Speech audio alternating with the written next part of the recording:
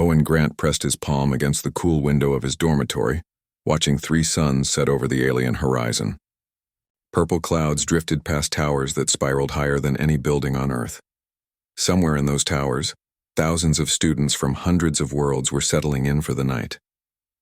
Most of them probably were not wondering if they had made a terrible mistake by coming here.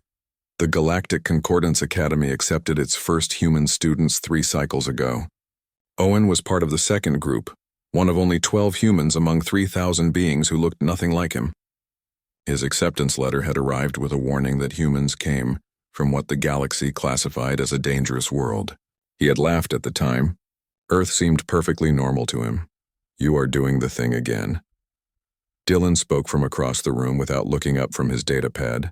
Owen's roommate resembled what might happen if a deer learned to walk upright and grew an extra set of fingers. His fur shifted from brown to gray depending on his mood, and right now it was decidedly gray. "What thing?" Owen turned away from the window. "The staring into space thing. The thinking too hard thing." Dylan's large ears twitched. "You do it before every Xenobiology class." Owen could not argue with that. Professor Milt's classes always left him feeling like a specimen under glass.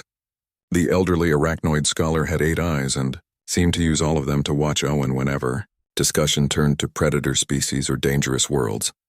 "I just don't understand why everyone acts so weird around me," Owen said, pulling on his academy jacket.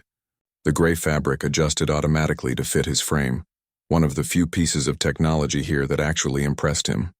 Dylan finally looked up. His eyes were too large, too dark, and held an expression Owen had learned to read as concern. "Owen, you have forward-facing eyes." "So?"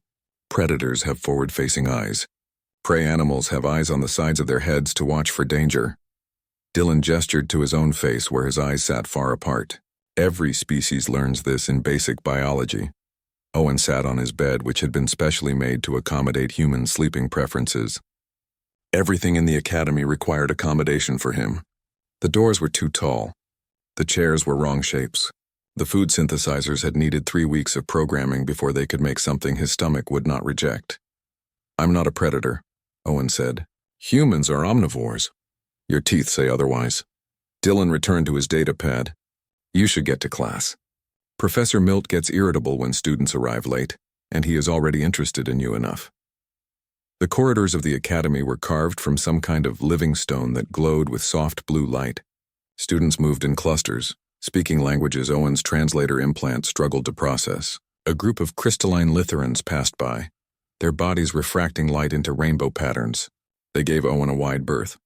He found Priya waiting outside the Xenobiology lab. She was a litheran herself, her crystalline body flickering between clear and rose-colored as she noticed him approach. "Owen." Perfect timing.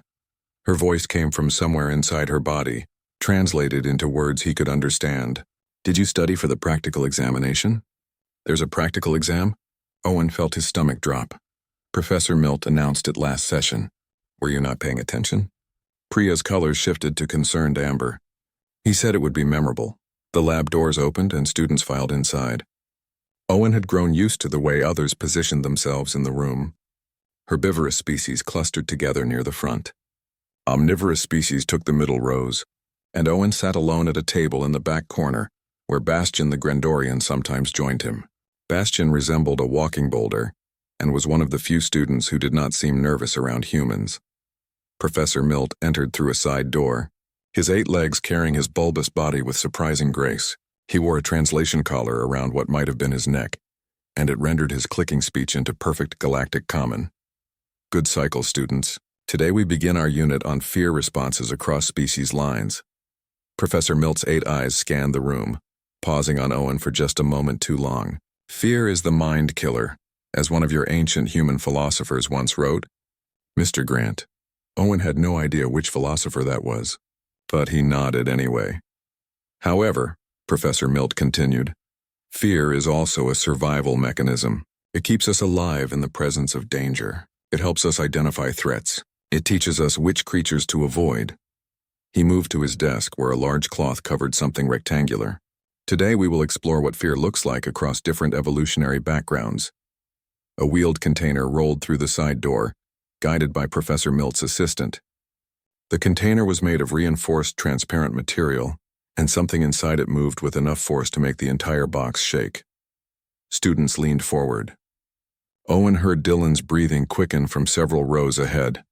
Professor Milt pulled the cloth away from his desk, revealing a control panel. Inside this container is a juvenile ravager from the planet Talos 7. They are classified as apex predators in their native environment.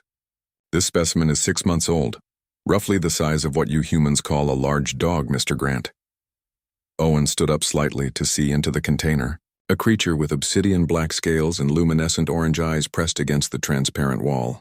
Its mouth was covered with a metal muzzle and restraints held its forelegs immobile. Even restrained, it radiated a kind of coiled energy that made Owen think of thunderstorms. The ravager species is responsible for the extinction of 2 sentient civilizations before containment. Protocols were established, Professor Milt said. Even juveniles possess enough strength and aggression to kill most species in this room. The classroom had gone completely silent. Now, Professor Milt's eyes gleamed in the lab's light. Let us discuss why everyone is looking at the only human in this room with such interest. Owen felt every eye turned toward him. He suddenly understood that this lesson was not just about the Ravager, it was about him. The Ravager cub made a sound like grinding metal mixed with a growl. Every student in the Xenobiology lab reacted. Priya's crystalline body flashed bright red. Bastian shifted his massive weight backward. Dylan's fur turned completely white and his ears flattened against his skull. 3 students from an aquatic species that Owen could never properly pronounce retreated to the back wall, their mobility suits hissing with pressurized water. Only Owen leaned forward to get a better look. Professor Milt noticed. Of course he noticed. 8 eyes missed very little. Mr. Grant, you seem remarkably calm. The professor's legs carried him closer to Owen's table. Perhaps you do not understand the danger this creature represents. Owen shook his head. I understand. You said it killed 2 civilizations, but it's restrained and muzzled. We're safe, right? Safe is a relative term. Professor Milt gestured with 2 of his legs toward a holographic display that materialized above his desk. Let me provide context. Earth, your homeworld, is classified as a Class 7 death world. The hologram showed Earth rotating slowly, blue and green and beautiful. Owen had not realized how much he missed it until seeing it projected in alien light. Most species represented in this academy come from Class 2 or Class 3 worlds, Professor Milt continued. These classifications indicate mild climates, limited natural predators, and stable ecosystems. Earth contains more apex predators per unit of landmass than 92% of inhabited worlds in known space. The hologram shifted, showing creatures Owen recognized: lions, crocodiles, bears, sharks, eagles, wolves. Dylan made a sound that Owen's translator rendered as a whimper. Your species evolved not alongside one apex predator, but dozens. Hundreds, if we count extinct species. Professor Milt's eyes fixed on Owen. You developed tool use and complex social structures as survival mechanisms because you lacked natural weapons. Your ancestors were prey, Mr. Grant, but they refused to accept that role. Owen felt his face grow warm. He had never thought about Earth that way. Growing up in Oregon, he had camped in forests where bears lived. He had swum in oceans where sharks hunted. His little sister had a collection of nature documentaries that she watched obsessively. None of it seemed strange until now, seeing it through alien eyes. Humans possess several traits common to predator species, Professor Milt said, returning to the container where the Ravager cub thrashed against its bonds. Forward-facing eyes for tracking movement and judging distance. Canine teeth designed for tearing flesh. A relatively short digestive system optimized for processing meat. We also eat plants, Owen said, his voice quieter than he intended. Lots of plants. My mom's a vegetarian. Yes, omnivorous by nature, but predatory by design. Professor Milt tapped the control panel, which brings us to today's practical lesson. I want to observe how different species react to an unrestrained predator. The classroom erupted. Students spoke over each other in a dozen languages that Owen's translator struggled to separate. Priya turned the color of a stop sign. Bastian actually stood up, his rocky body scraping against the ceiling. Professor, this violates safety protocols. Iris, one of the aquatic students, bubbled through her suit's speaker. We did not agree to this. The Ravager cannot actually harm you, Professor Milt said calmly. Invisible barriers will prevent it from making physical contact. However, your fear responses will be genuine, and that is what we are here to study. His eyes swept the room. Fear is data. Your reactions will help us understand the evolutionary psychology of prey species.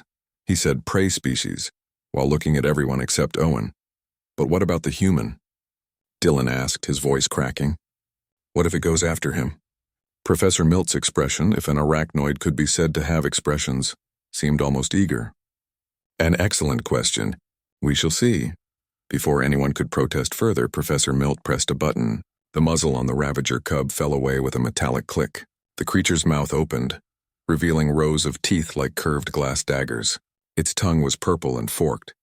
It made that grinding growl sound again, louder this time.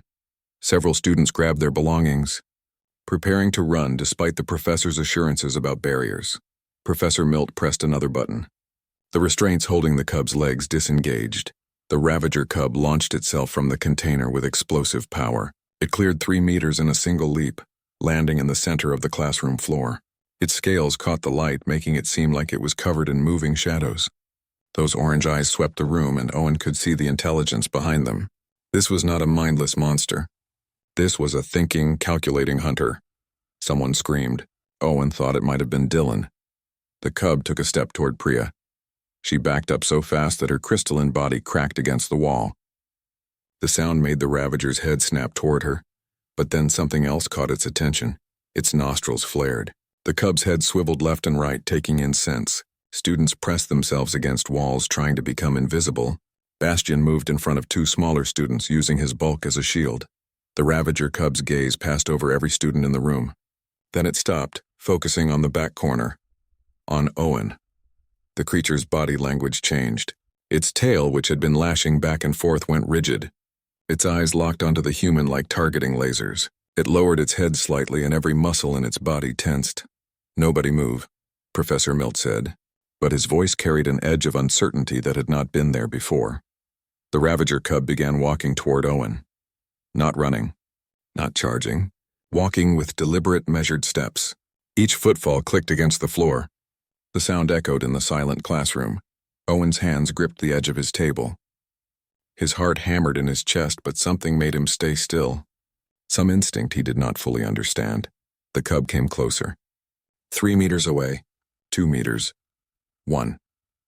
It stopped directly in front of Owen's table, close enough that he could see his reflection in its obsidian scales, close enough to smell something, like copper and ozone coming from its body.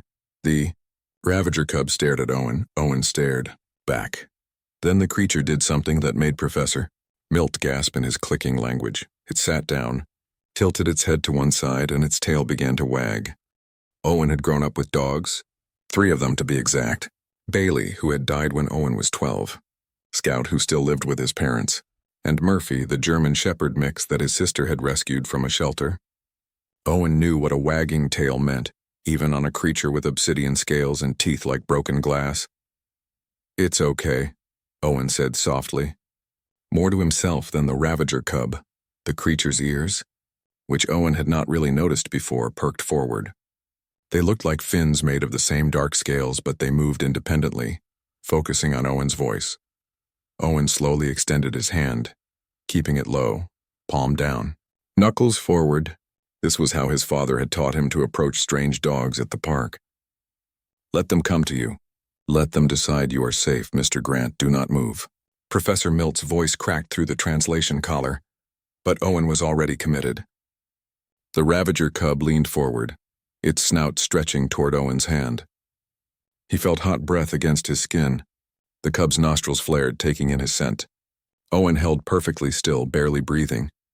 The cub's tongue flicked out, tasting the air near Owen's fingers. Then it pressed its scaled head directly into Owen's palm. The texture surprised him. He expected something rough, like a lizard, but the scales were smooth and warm, almost soft. The cub pushed harder against his hand, and Owen took the hint. He began to scratch, finding the spots behind where the ear fins attached to the skull. The ravager cub's eyes half closed. A sound came from deep in its chest, a rumbling purr that vibrated through Owen's hand into his arm. The creature shuffled closer, pressing against the table that separated them. This is impossible, Professor Milt whispered, but Owen barely heard him. The rest of the classroom remained frozen. Priya's color had shifted from red to a confused yellow. Dylan had his hands over his mouth, his eyes wide enough to show white around the dark centers. Bastian leaned forward slightly, his rocky features arranged in something that might have been curiosity. Owen moved his scratching to the other side of the cub's head. The purring intensified. Without warning, the ravager cub rolled onto its side, exposing its belly. The scales there were lighter, more gray than black, and Owen could see the rise and fall of breathing. "You want belly rubs?" Owen said, and he could not help smiling. He reached down, keeping his movements slow and deliberate. His fingers touched the cub's stomach, and immediately one of its back legs started kicking involuntarily, just like Murphy did, just like every dog Owen had ever known.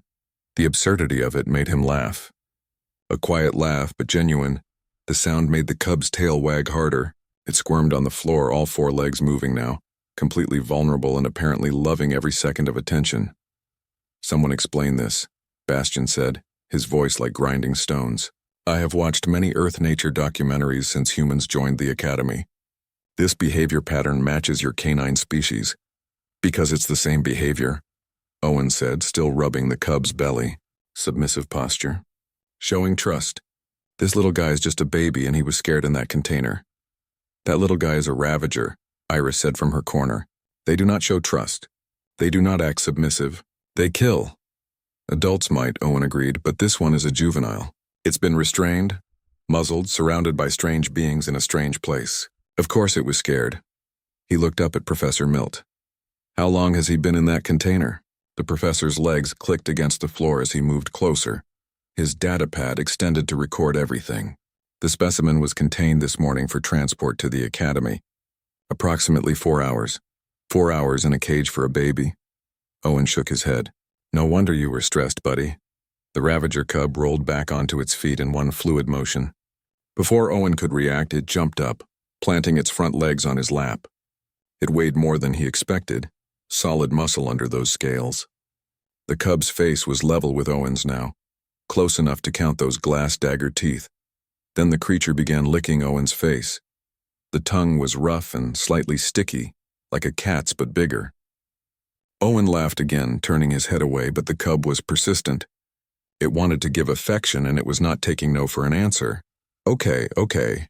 Owen gently pushed the cub back. "That's enough kisses." The ravager cub made a chirping sound, high-pitched and almost musical. It circled twice on the spot, then climbed fully into Owen's lap. For a creature the size of a large dog, it seemed remarkably determined to fit itself into a space too small for it. "You cannot be serious," Dylan said. "It is sitting on him." "It is purring," Priya added, her colors shifting through confused patterns. "I can hear it from here." The cub settled itself, tucking its tail around its body. It rested its head on Owen's chest, and within seconds its breathing slowed. The orange glow of its eyes dimmed. Its purring became a soft rumble. Owen looked down at the apex predator sleeping in his arms like an oversized puppy. "Is this not normal?" he asked the classroom. Professor Milt made a series of clicking sounds that the translator did not even attempt to interpret. He moved closer, his 8 eyes examining the scene from multiple angles. "In 30 years of xenobiology research, I have never witnessed a ravager display comfort-seeking behavior toward any species." "Including their own."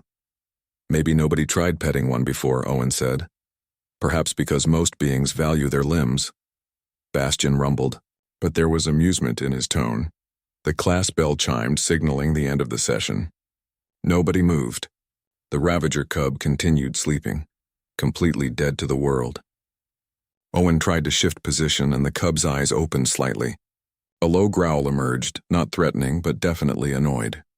"I think I am stuck here," Owen said. Professor Milt began tapping rapidly on his data pad. "I must contact the faculty. This requires immediate analysis.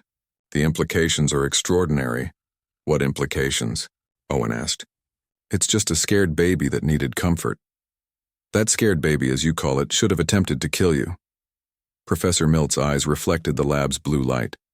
"Instead, it bonded with you in a manner suggesting pack integration. Cross-species bonding of this nature is not just rare, Mr. Grant. It is functionally unknown." Dylan approached cautiously, his fur still pale. He looked at the sleeping ravager, then at Owen, then back at the ravager.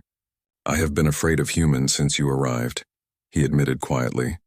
"I watched videos about Earth. I saw your predators. I could not understand how your species survived." "We adapted," Owen said simply. "We made tools. We worked together. And apparently we made friends with things that wanted to eat us." The ravager cub shifted in his sleep, making a small contented sound. "Or maybe," Owen continued, scratching gently behind the cub's ear fins, "we just learned that not everything dangerous wants to hurt you. Sometimes they just want someone to be kind to them." 20 minutes passed before the ravager cub finally woke up on its own. It stretched in Owen's lap, extending each leg one at a time, then yawned wide enough to show every single one of those glass teeth. The purring had stopped, replaced by soft chirping sounds as the cub blinked itself awake. Owen's legs had gone numb 10 minutes ago, but he had not complained. Something about the weight of the creature felt right, like holding his sister's old cat that used to sleep on his chest during thunderstorms. "Okay, little guy," Owen said softly. "Time to get up." The cub looked at him with those orange eyes, tilted its head, then licked his chin once before hopping down. It sat at Owen's feet, tail still wagging, looking up at him expectantly. Professor Milt had spent the entire 20 minutes recording and muttering into his data pad. Now he approached carefully, keeping several meters between himself and the cub. "The Faculty Council requires your presence, Mr. Grant, immediately." "Am I in trouble?" Owen stood slowly, his legs tingling as blood flow returned. "That remains to be determined." Professor Milt gestured toward the door with two of his legs. "However, given that you have apparently domesticated one of the galaxy's most dangerous predator species in under an hour, I suspect they will want documentation." The walk through the academy corridors felt surreal. The ravager cub followed at Owen's heels like Scout used to do. Students pressed themselves against walls, staring. Some recorded video on their devices. Others simply fled in the opposite direction.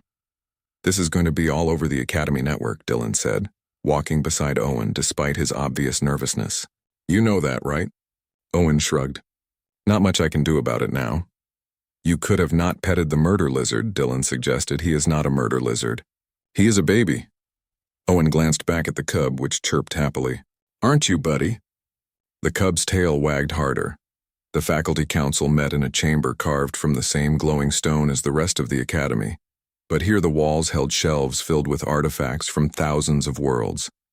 Dean Whistler, an elegant avian being with silver feathers and 4 wings, stood at the center of a semicircular table.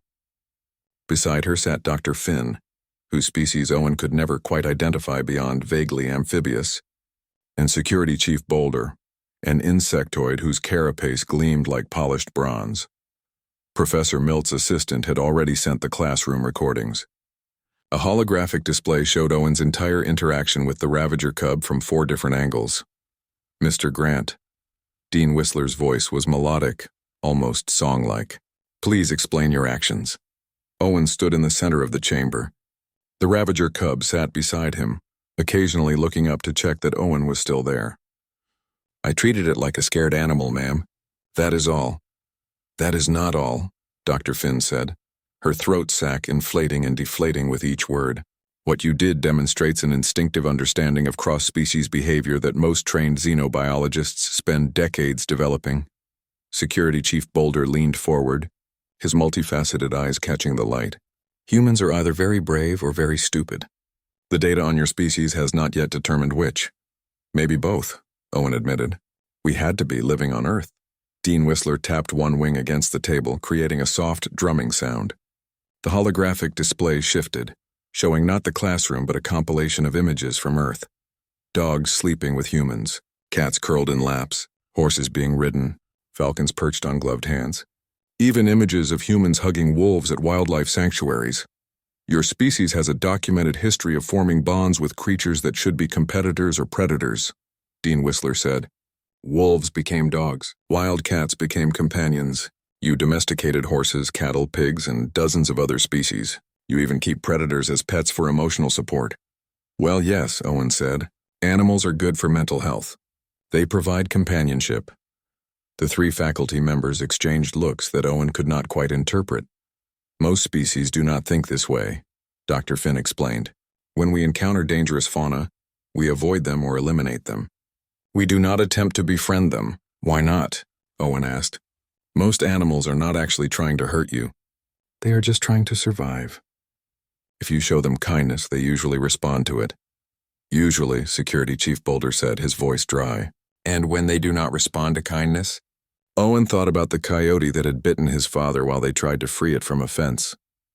He thought about the hawk his sister had tried to help that had slashed her arm with its talons. Then you learn to be more careful, but you do not stop trying. Dean Whistler pulled up another file on the holographic display. We received a communication from Dr. Scale approximately 10 minutes ago. She is a Talesian researcher who has studied ravagers for 30 years. The juvenile in question is part of her long-term behavioral study. The hologram showed a reptilian being with blue-green scales and intelligent yellow eyes. Her voice played through the translation system. I have dedicated my career to understanding ravager psychology. In 3 decades, I have never seen the behavior witnessed today. Never. That juvenile would not allow even me to touch it without sedation. Yet it bonded with the human within minutes. Professor Milt had been standing quietly near the wall. Now he spoke up. I propose that Mr. Grant's actions reveal something fundamental about human evolutionary psychology. His species did not merely survive on a dangerous world. They thrived by turning danger into partnership. They are persistence hunters, Dr. Finn said. Humans would track prey for days until the animal collapsed from exhaustion. But they also applied that same persistence to social bonding. They simply did not give up on connection, even with species that should have been threats. Owen shifted his weight. The Ravager cub pressed against his leg, leaning into him. The contact was comforting. Dr. Scale has made a request, Dean Whistler said, looking directly at Owen. She asks if you would be willing to participate in a supervised study. She wants to understand what you did and how it might apply to other creatures currently deemed too dangerous to handle. I just petted him, Owen said. I do not understand what the big deal is. The big deal, Mr. Grant, is that you may have demonstrated a human ability that could change how we approach xenobiology across the galaxy. Dean Whistler's feathers ruffled slightly. However, before we make any decisions about studies or programs, there is a more immediate concern. Security Chief Boulder's antennae twitched. We have a situation developing in the exotic fauna wing. Multiple containment breaches. Several dangerous specimens are loose in the habitat corridors. The floor beneath Owen's feet trembled slightly. Somewhere in the distance, an alarm began to wail. Among the escaped specimens, Security Chief Boulder continued, his voice grave, is an adult ravager, the parent of the juvenile currently bonded to Mr. Grant. The cub at Owen's feet suddenly went rigid. Its ears flattened against its skull, and it made a high-pitched sound that Owen's translator did not even attempt to interpret. But Owen understood it anyway. It was a distress call, and somewhere in the academy something answered with a roar that shook the walls. The faculty chamber erupted into controlled chaos. Dean Whistler's wings spread wide as she accessed multiple screens simultaneously. Security Chief Boulder spoke rapidly into a communication device embedded in his carapace. Dr. Finn pulled up schematics of the Academy's habitat corridors, her throat sac pulsing with stress. Owen knelt beside the Ravager cub, which was now crying. That was the only word for the sound it made. Not growling or snarling, but a keening wail that spoke of fear and need. The cub pressed into Owen's legs, trembling. Hey, it's okay, Owen said, running his hand along the cub's scaled back. We will figure this out. Mr. Grant, you need to evacuate to a secure location, Security Chief Boulder said without looking away from his screens. The adult Ravager is moving through Section 7. If it reaches this wing, it is looking for him. Owen kept his voice steady despite his racing heart. The cub. It is looking for its baby. Professor Milt moved closer, his 8 eyes focusing on the trembling juvenile. Adult Ravagers are extremely protective of their offspring. If it believes the cub is threatened, it will eliminate any perceived danger. Then we need to show it the cub is safe, Owen said. Absolutely not. Dean Whistler's voice cut through the room like a blade. Mr. Grant, I understand your instinct is to help, but an adult Ravager is not a frightened juvenile. It weighs over 300 kilograms and can bite through reinforced steel. Another roar echoed through the walls, closer this time. The cub's crying intensified. Owen felt the creature's heartbeat racing through its body, fast and terrified. My security teams are pinned down by other escaped specimens, Security Chief Boulder reported. Razorwing hunters have created a perimeter in the main corridor. Automated defenses are offline in sections 6 through 9. The Ravager will reach this wing in approximately 4 minutes. Owen stood up. The cub immediately pressed against his legs, nearly tripping him. I can get to the habitat wing. I can reach the cub's enclosure before the adult gets here. That is suicide, Dr. Finn said flatly. No, it is not. Owen picked up the cub, which curled against his chest immediately. This little guy trusts me. If I can get him to where the adult can see him safe and unharmed, maybe it will calm down. Maybe is not a tactical assessment, Security Chief Boulder said. It is the best option we have. Owen looked at each faculty member in turn. That adult is going to tear through every barrier until it finds its baby. People are going to get hurt. The academy could be damaged. Or I can take 10 minutes and try to fix this peacefully. Dean Whistler's feathers smoothed flat against her body. A sign Owen had learned meant deep thought. Professor Milt, your assessment? The arachnoid scholar moved closer to Owen, studying him with all 8 eyes. Human beings are pack animals. They form protective bonds that override self-preservation instincts. Mr. Grant has bonded with this juvenile. He will attempt to reach the adult regardless of our permission. That is not an answer. Dean Whistler said, it is the only answer that matters. Professor Milt turned to Owen. You will need a personal shield generator and a communication device. If the situation becomes untenable, you must retreat immediately. Security Chief Boulder clicked his mandibles together in what might have been resignation. I will provide equipment and monitor your progress. But Mr. Grant, if that adult charges you, shields will buy you perhaps 3 seconds. Do you understand? Owen nodded. The cub in his arms chirped softly, nuzzling against his shoulder.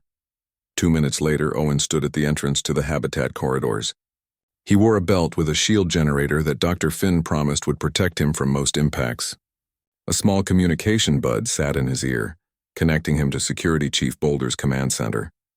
The Ravager cub clung to him like a backpack, its front legs wrapped around his shoulders. Corridors clear for the next 30 meters. Security Chief Boulder's voice crackled in his ear. Razorwing hunters are in Section 8, parallel to your route. Move quickly but quietly. Owen started walking.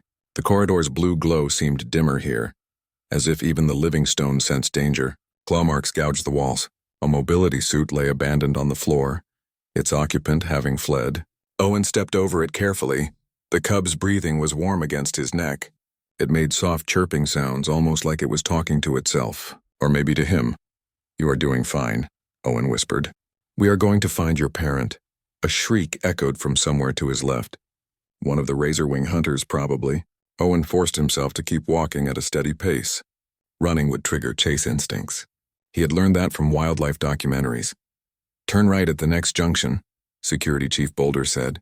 Habitat wing is 40 meters ahead, Owen turned. The corridor here showed more damage. Deep gouges in the walls as if something massive had dragged its claws along the stone. A door hung off its hinges. Owen saw what looked like scales embedded in the wall, blue and iridescent. Something else had been through here, not the Ravager. The cub suddenly went still on his back. Its purring stopped. Owen felt its body tense. What is wrong? He whispered. Then he smelled it. That copper and ozone scent, but stronger. Much stronger. Mr. Grant, stop moving. Security Chief Boulder's voice was urgent. The adult Ravager is in your corridor. 20 meters ahead. Owen's heart hammered. He could not see it yet. The corridor curved and the dim light created shadows that moved. But he heard breathing. Deep, rumbling breaths that sounded like a storm building. The cub on his back made a high-pitched call. Not crying this time, calling. An answering roar shook the walls. Then it appeared around the curve of the corridor. The adult Ravager was massive. Its head reached the ceiling. Its body filled the corridor from wall to wall, obsidian scales catching what little light remained. Those orange eyes burned like dying stars, and when it opened its mouth, Owen saw teeth the length of his forearm. Run, Security Chief Boulder said. Mr. Grant, run now. But Owen stayed perfectly still. The cub climbed from his back to his front, pressing against his chest. It called out again, a desperate sound. The adult Ravager stalked forward. Each step made the floor tremble. It moved like a living shadow, muscles rippling under those scales. Murder made flesh. Death on 4 legs. Owen slowly, carefully began to kneel. His knees hit the floor. The cub squirmed in his arms, wanting to go to its parent. Easy. Owen said, as much to himself as to the creatures. Easy now. The adult ravager stopped 3 meters away. This close, Owen could count the scars on its snout. This was not some tame animal from a zoo. This was a survivor, a fighter, an apex predator that had earned its place at the top of the food chain. It lowered its massive head, bringing those jaws level with Owen's face.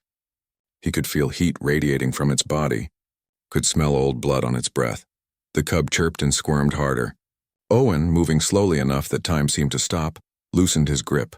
The cub scrambled free and ran to its parent. It pressed against the adult's leg, making happy chirping sounds, tail wagging frantically. The adult ravager's eyes shifted from the cub to Owen. It took one step forward, then another. Owen held his breath, watching his death approach. Then the adult ravager lowered its head and pressed its snout into Owen's extended hand. The adult ravager's scales were rougher than the cub's, marked with scars and age. Owen felt the creature's breath wash over his hand, hot and smelling of things he did not want to identify.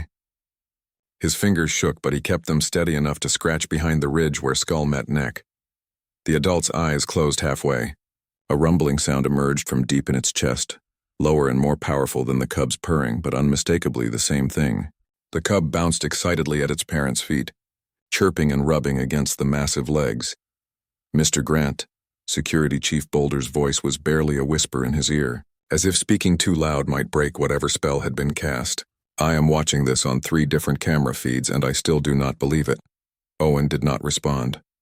He was too focused on the adult ravager, which had begun to lean into his touch the same way the cub had. This close, he could see the intelligence in those orange eyes. Not human intelligence, but awareness. Understanding. The adult ravager turned its head, gently nudging the cub with its snout. The juvenile chirped once more, then trotted down the corridor in the direction Owen had come from. The adult watched it go, then looked back at Owen. "I think it wants me to follow," Owen said quietly. "The cub is heading toward the habitat wing entrance," Security Chief Boulder confirmed. "The adult is positioning itself between you and potential threats." "Mr. Grant, I believe it is guarding you." Owen stood slowly. The adult ravager watched his every movement but made no aggressive gestures. When Owen started walking in the direction the cub had gone, the adult fell into step beside him. Not behind, not in front. Beside him, like a partner. They passed through corridors that had been scenes of panic only minutes before. The razorwing hunters that Security Chief Boulder had mentioned spotted them from a side passage. One began to dive, wings spread, talons extended. The adult ravager made a sound like avalanche and earthquake combined. The razorwing hunter reversed direction so fast it nearly crashed into the wall, fleeing back the way it had come. "Other escaped specimens are retreating," Security Chief Boulder reported. "They sense the apex predator. You have just become the most protected human in the galaxy, Mr. Grant." The cub waited at a blast door that led to the habitat wing. When it saw Owen and its parent approaching, it began bouncing again, that wagging tail a blur of motion. Owen reached the door and placed his hand on the access panel. It scanned his academy identification and opened with a hiss of pressurized air. The habitat wing was designed to house creatures in environments matching their homeworlds. Through transparent walls, Owen saw forests and oceans and deserts, all contained within carefully controlled ecosystems. The Ravager enclosure was at the end of the main corridor, marked with hazard symbols in 6 different languages. Dr. Scale stood outside the enclosure, her blue-green scales pale with stress. When she saw Owen walking toward her flanked by both Ravagers, she made a sound that Owen's translator rendered as profound shock. "How?" she asked simply. "I just talked to them," Owen said. The cub ran ahead, diving through the open door of its enclosure. It grabbed what looked like a well-chewed toy and brought it back to Owen, dropping it at his feet. Its tail wagged expectantly. Owen picked up the toy, some kind of rubber ball studded with raised bumps. He threw it back into the enclosure. The cub raced after it with obvious joy. The adult Ravager watched this for a moment, then looked at Owen. Its expression, if a Ravager could be said to have expressions, seemed almost amused. It walked to the enclosure entrance and paused, turning back. Owen understood. "You are welcome. Take care of your kid." The adult Ravager made a low, gentle sound. Then it entered the enclosure. The cub immediately tackled its parent's leg, and the two began what could only be described as playing. Wrestling and rolling, the massive adult careful not to hurt its offspring. Dr. Scale stood frozen, her data pad hanging forgotten in her hands. 30 years, she said. 30 years of research. And a human student accomplishes in 20 minutes what I could not do in 3 decades. It is not your fault, Owen said. You did not grow up on Earth. Dean Whistler's voice came through the communication bud. Mr. Grant, please return to the faculty wing. We have much to discuss. The walk back felt longer than the journey there. Students lined the corridors, held back by security barriers but watching with devices recording everything. Owen heard whispers in a dozen languages, most of which his translator could only partially interpret. Some words came through clearly, though. Human, Deathworlder, Predator friend. Dylan met him halfway, his fur slowly returning to its normal brown color. The whole academy knows. The video's everywhere. You are trending on 6 different planetary networks. I just helped a lost baby find its parent, Owen said. You bonded with the galaxy's most dangerous predator species twice. Dylan walked beside him, keeping pace. Do you understand what this means? Humans are not just survivors from a dangerous world. You are mediators, bridges between species. Owen had not thought about it that way. He had simply done what felt right. The faculty council chamber was more crowded when he returned. Professor Milt was presenting data on holographic displays. Dr. Finn was in heated discussion with several other researchers. Security Chief Boulder monitored feeds from across the academy, ensuring all escaped specimens had been contained. Dean Whistler saw Owen enter and held up one wing for silence. The room quieted. Mr. Grant, the faculty has reached a decision. Dr. Scale has formally requested your assistance with her research, and we believe this serves both her work and your education.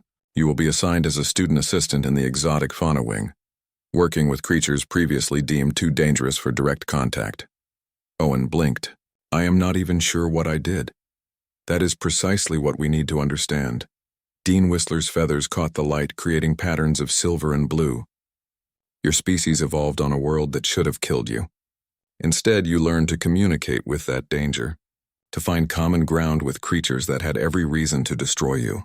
This is not weakness, Mr. Grant, this is wisdom. Professor Milt approached, his 8 eyes gleaming with academic excitement. I am preparing a paper on today's events. With your permission, I would like to title it, The Human Empathy Paradox, Cross-Species Bonding as an Evolutionary Advantage. Sure, Owen said, still processing everything. The meeting continued for another hour. Protocols were established. Safety measures were discussed. Owen would work with Dr. Scale 3 days per week, studying creatures that had resisted conventional handling methods. Other human students at the academy would be invited to participate, testing whether Owen's ability was individual or species-wide. Finally, Dean Whistler dismissed the council. Students returned to dormitories. Faculty members dispersed to their quarters. Owen walked back to his room with Dylan, exhaustion settling into his bones. You are going to be famous, Dylan said, tapping through his data pad. The Galactic News Network wants an interview. So does Earth's Interstellar Relations Committee, and apparently, 3 different research institutions have offered you full scholarships. Owen stopped at his door.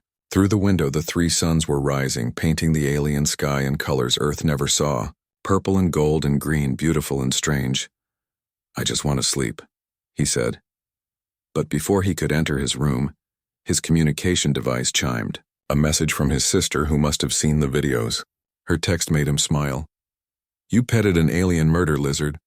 Mom says she is not surprised. Dad wants to know if it was friendly. I am telling everyone my brother is famous. Also, Murphy misses you. He has been sleeping on your bed. Owen responded with a simple message. Tell Murphy I miss him too. And that I met a new friend who reminds me of him. Miss you all. He entered his room, kicked off his shoes, and collapsed onto his bed. Through the window, he could see the distant shape of the exotic fauna wing. Somewhere in there, a ravager cub was probably curled up with its parent, both of them safe and content.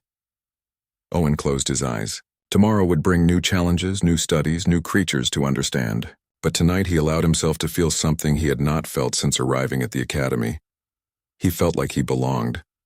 Because sometimes, the most human thing you can do is look at something dangerous, something feared, something misunderstood, and offer it kindness anyway. Not because it is easy or safe, but because it is right. And maybe, just maybe, the galaxy needed a little more of that.